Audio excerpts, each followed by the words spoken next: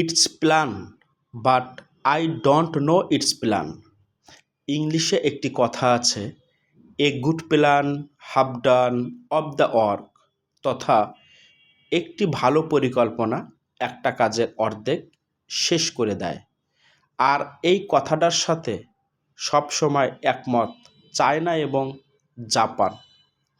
চায়নারা যে কোনো সময় যে কোনো কাজ যখন তারা হাতে নেয়, তখন কাজটা করার জন্য যে নির্ধারিত সময় দেওয়া হয়, ওই সময় থেকে একটা অংশ তারা বের করে শুধুমাত্র কাজটা কিভাবে করবে এই পরিকল্পনা করার জন্য।